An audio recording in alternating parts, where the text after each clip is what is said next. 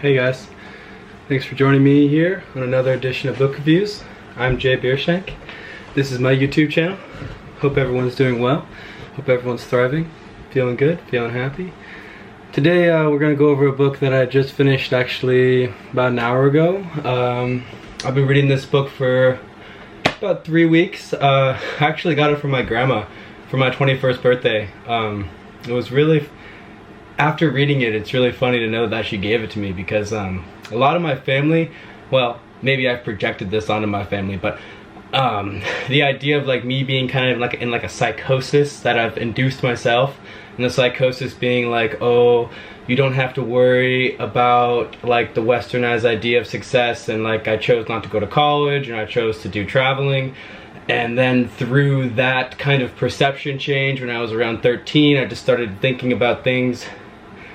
I started taking my thoughts down a different path and started thinking about life differently. And now at 21, like it's just like, I don't know how to say it other than like a psychosis, you know, like not fearful about the same things other people are fearful about, and you know, just certain things like that. But reading this book was amazing, and it's so funny I got it from my grandma because it like reinforced that psychosis state that I feel like I've been in, which is a funny way to say this book because it's like really great, genuine, positive information, and I'm not saying it'll put you in a psychosis, but it's just funny for me to read it and getting the book from my grandma, who's someone that I would think was not supportive of my esoteric lifestyle, esoteric way of viewing my life, if that makes sense. But so the book is called Who Do We Choose to Be?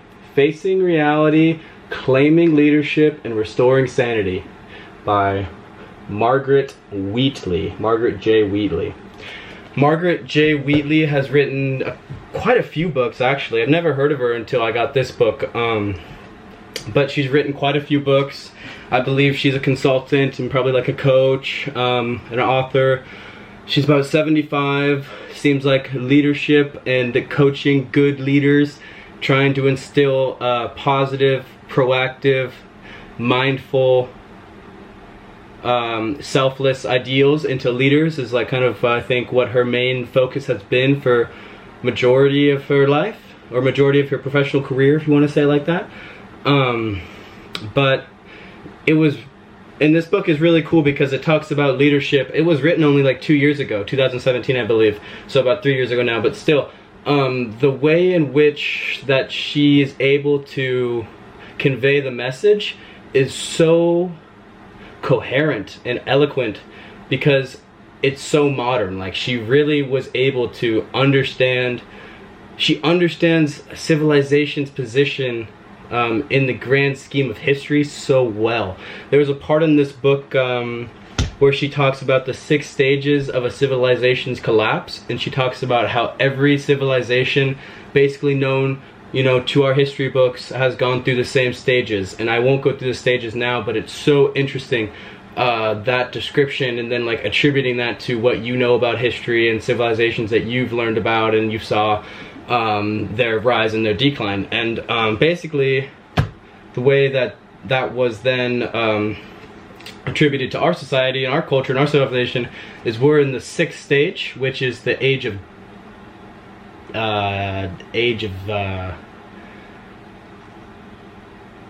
decadence, the age of decadence. So basically that's kind of where we idolize celebrities, idolize athletes. We're kind of like in the bread and circus stage, you know, so distracted and entertained and pacified, and it's kind of like everyone feels entitled, and kind of talks, and she's really great about talking about how we're in the same position as other civilizations, but now we have the internet and we also have social media, and how those have just kind of sped up the decline process and also exemplified so many of the characteristics that are present in different stages. It's just so interesting. But the finalized kind of moral and the underlying theme that is running through this book is a true leader is someone who knows themselves well enough to be mindful in the face of chaos and present with people and willing to help on the micro scale without expecting you know, gratitude or applause or any kind of thing like that. Just helping because you care about people, and because you know that at the end of the day, your neighbor is the most important thing. You know, the people that you can affect are the most important thing for you to be present with, if that makes sense. And you know, that was part of my psychosis. Is so what my plan is to go travel the world and volunteer in whatever, as many countries and as many different jobs and as many different people as I possibly can, like through work exchange programs like Workaway and Woofing. And you know, for me, I wanted to do that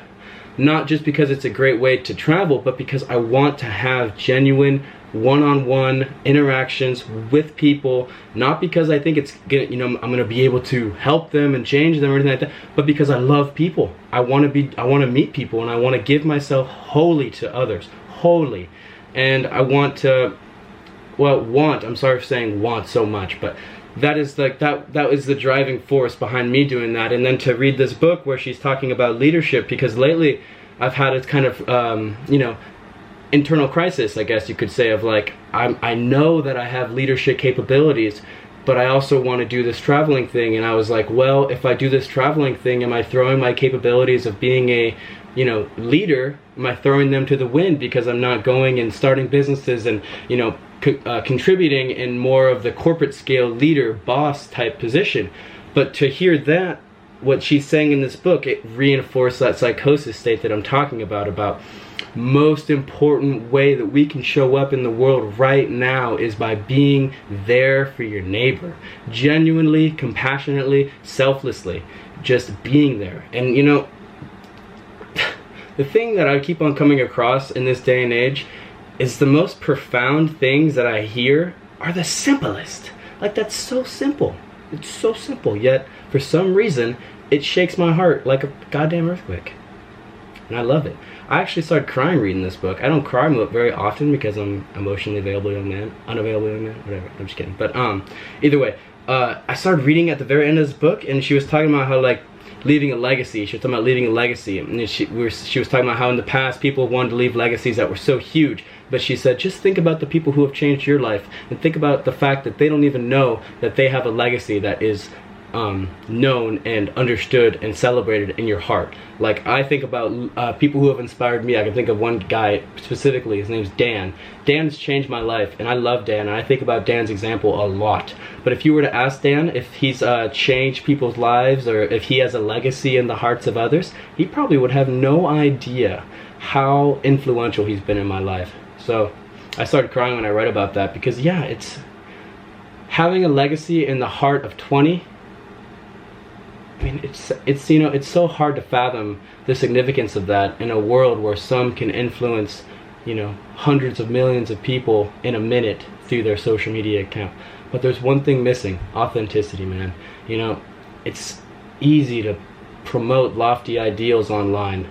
It's another story to be a focal point and a beacon, and to show up every day as that lofty ideal, and to show people that those things that we attribute to the gods or whatever, that might be a bad way to say it, but those things that we think are just so holy and pure that they're unobtainable by humans, it's not, you know? We just have to choose to be that kind of a leader. And that's, who do we choose to be? I'm choosing to be a leader, and I've alleviated the fear and the doubt from my soul about that choice. And this book helped me a lot, so I'd recommend it to you too. Thanks for watching, guys. Peace out. Enjoy yourself. Please don't forget to subscribe if you have watched the video, because, well, it's a YouTube channel, and the more people subscribe, you know, well, that's just the way that YouTube works. So whatever. Peace. Thank you. Love you.